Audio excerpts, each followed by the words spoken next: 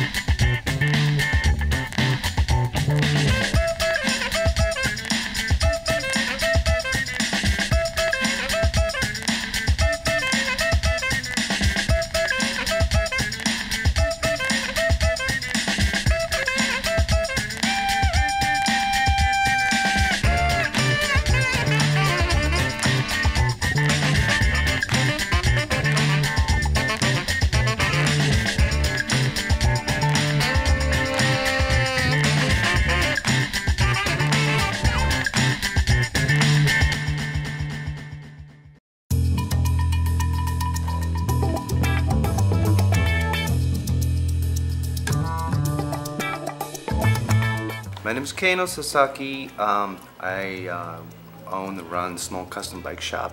I was born and raised in Fukuoka, Japan, in a regular, normal, middle-class family. My dad was a chef, my mom was the housewife, and just normal life. But my dad had a motorcycle entire life, so I grew up with it.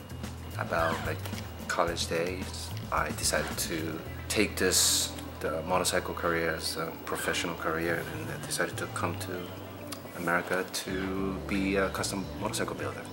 I landed in San Diego, and I was supposed to go to one of those English school before I go to this MMI, Motorcycle Mechanics Institute. But it just didn't work out because I thought I was wasting money, so I cut that down and I just went to Phoenix, Arizona for that school, mechanic school. I spent a year and a half, maybe a year and 10 months, something like that, to finish all that Harley class. Then I sent out resumes everywhere, at least 20 Harley dealership, and it's only one that I got a response from is the dealer in Brooklyn. I wasn't hired, but I just come down for the interview. So I just put everything in a U-Haul. Didn't have much, just toolbox and my bike, and drove all the way to the New York, Brooklyn. That's how I ended up, kind of stuck here.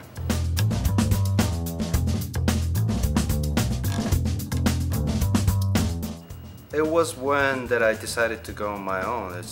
I didn't have any confidence, I still don't think that I have a talent, but I do believe I have a passion, I have a patience, then I believe I can do something better, and also I believe I have a desire to something more different next time to go to the next level. Natures, architectures, or friends, or nowadays internet. You know, you can find all kinds of stuff on the internet, Instagram or Facebook, or anything catches my eye. It's that I think there's a reason catches my eye. You know, makes me think, or makes me vomit, or whatever. You know, yeah, it's anything that comes to me that is inspiration or motivation or drive. That is really cool. I want to try that, and maybe I can turn it around, twist it a little bit, and I can make it my own.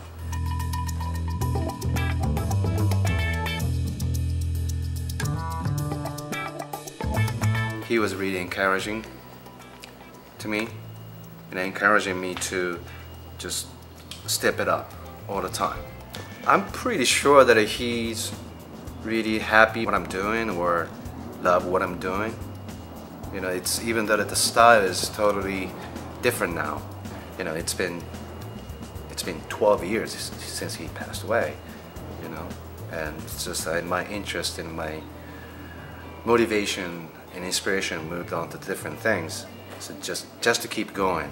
You know, so yeah, I'm pretty sure that he would just dig what I do. Currently working on just customer stuff, so I got bills to pay.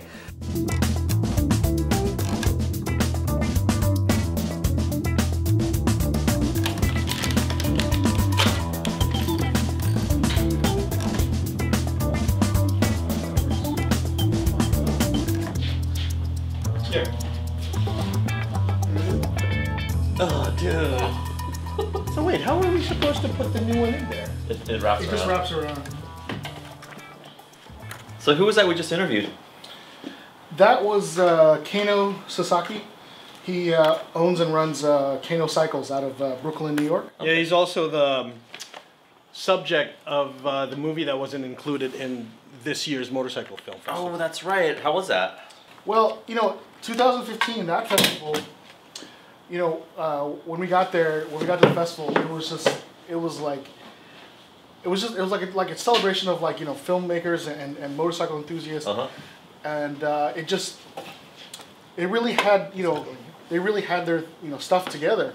You know, when we got there, it was like people were like very welcoming, you know, from the guy, you know, at the door to the organizers. Uh-huh. They were just like, you know, really excited to see us, and it was like it was exciting to be there, like being with all the other filmmakers as well. Yeah, that was Like- you guys said it was a good time last year. All the judges too, like you had a motorcycle historian, you had an editor of a motorcycle magazine that majored in film, and every A builder. Yeah. You know. So everybody, every one of the judges had represented the kind of like the cross section of film and motorcycles. Right. Right. But this year, What was it like this year? I mean, this year compared to last year, it's just night and day. It just didn't seem as welcoming, you know. We got there. We did meet the people who were putting it on, but I didn't have like the same vibe. you know, also they sent out an email saying you're in the festival and please let us know if you're going to make it, because one thing we do here is we like to talk about your film afterwards, so we hold a Q&A. Yeah. They didn't do any of that. Right. Last you know? year, you know, they showed the films in blocks, and they actually had a Q&A. If the filmmakers were there, they had a Q&A with the filmmakers. They brought them up, and that gave them an opportunity for the audience who watched the movie to ask them questions about it, and give them an opportunity to talk about it, and you know, other things that, you know, future projects that they had. But then, And you got the sense that the host had seen your film, or not the host, but the hosts, Right? Because there was like 3 people up there, And- and you knew that they saw your film, because when they asked you questions, they're like, and what about this thing, and how did you film that thing? You know what I mean? So they were into it. You know what I mean? And they really wanted to celebrate not only motorcycles but and filmmaking, but again the cross section of the two. Yeah. You know. So Speaking of hosts,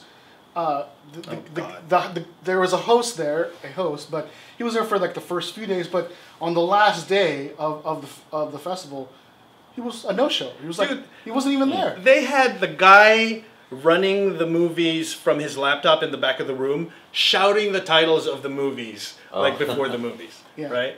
Yeah. And at one point, right, weren't you there for what movie was that? Robin's Ride. Robin's Ride, great movie. I'm totally into it. There was like, I think the theater was maybe 3/4 full, watching it. We're totally into it. It was a good movie, good documentary. And then I'd say about 4 to 5 minutes before it ends, the film just totally crapped out. Oh. It just stopped playing. And then the guy who's yelling from the back just like comes up, he just yells from the back, hey, they gave us a corrupt file. Like, what kind of bullshit is that? I mean, yeah, they totally blamed the filmmaker. Yeah. And that's not the worst of it. On the last day, Lisa Skies were gray, right? Lisa Skies are gray? Something like that. Yeah. That film was playing, and then again, the film stopped. Like, the screen just went blank, right? Like only 9 or 10 minutes into it, and I think it was a feature or something. But, okay, so get this. The film theater, the screen goes blank. Everybody kind of like turns around to look for the guy. Not there. Man. So they sent the door girl? The door girl. To look for him, and he was at like the next block at this motorcycle block party getting drunk. Yeah. In the meantime, everybody that had filled the theater had just filtered out because they're just sitting there waiting for the film. Yeah. And the only people that were left in there were the filmmakers. Who flew in for the film. Yeah. Oh man. Imagine how they felt. I would have been so pissed. Okay, here's the thing. What I think would happen, what I know happened, and I know it because they posted something on Facebook or Instagram saying like there was an internal change a couple weeks before the festival, and we'll do better next year. They said that. So there was a change of leadership. All right. And whoever was in charge of it last year was obviously not present this year, and whoever was in charge of it this year, I don't know, kind of didn't give a fuck about the movies. Yeah. It was. That's the feeling I got. I don't know if they were just understaffed or they were unprepared, but the fact... And the judges, one of the judges wasn't even... one of the judges listed on the program as being a judge was not even a judge or Correct. something. That's right. And like, supposedly there was an original batch of judges and then they weren't part of it and then they got another batch of judges. And really, this new batch of judges, I mean, there's a couple judges in there that were actually filmmakers or directors or were involved somehow in film. And one of them is an editor of a magazine. So like 3, maybe 4, maybe 3 were legit judges. Yeah. But the others were just listed as like motorcycle enthusiast. Okay. That kind of stuff. So we're motorcycle enthusiasts. Yeah. Does that make us qualified to judge films? No.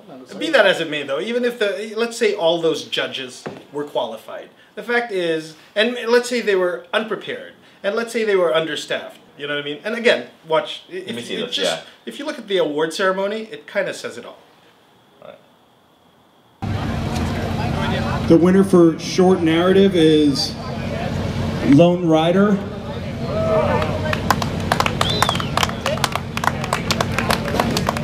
We'll send it to him. This goes with this.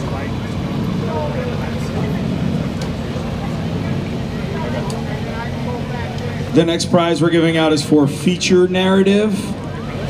Drum roll? No? The winner for feature narrative is How to Be Deadly. Yeah! Is that clown still here? Deadly! And the winner for feature documentary is Take None, Give None. Is anyone from Take None, Give None here? This is going really well, you guys. I'm so pleased. Experimental. Ooh, what does that even mean? The winner for short documentary is Ride On United.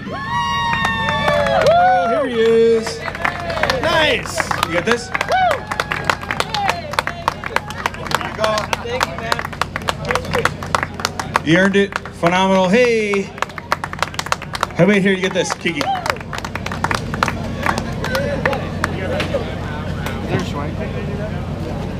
The Best of Festival winner is, in a unanimous decision, is Ride On United.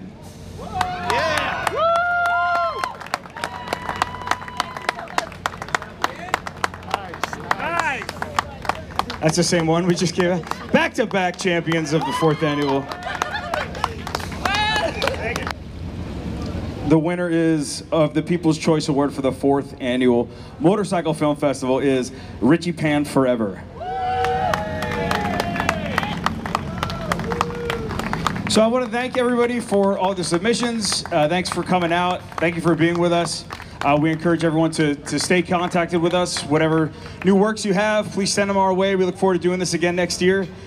And that's it. God bless everybody. Thanks for coming out. Well, that looks awful. Right? I mean, people are packing up. Nobody seems to care, you know. But It was as if it was just an after. what about our film? Well, that's the thing. We won best, what is it? Experimental. Best But I experimental. really don't know how to feel about that. Because although I'm really proud of the movie and we put a Worked lot very of hard on it. yeah, I don't know how they picked it. You know what I mean? Although we have the title and although we can claim that we won at the 4th Motorcycle Film Festival, it just kind of seems what? Empty. Anticlimactic. Yeah. You know? Well, did we get anything for it? Yeah, they Did gave we us get an it? award. Oh, okay. Where is it? I put it to good use somewhere. Oh, good. All right. At least. All right. Well, let's get this thing in.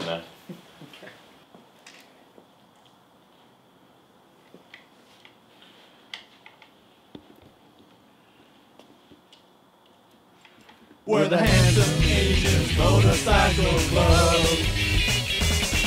We're the Handsome Asians Motorcycle Club.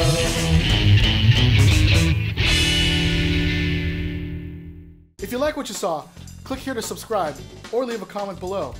And make sure to check out our movie, which recently won the People's Choice Award at the Motorcycle Film Festival in Brooklyn, New York, at vimeo.com/ondemand/dirtbag2.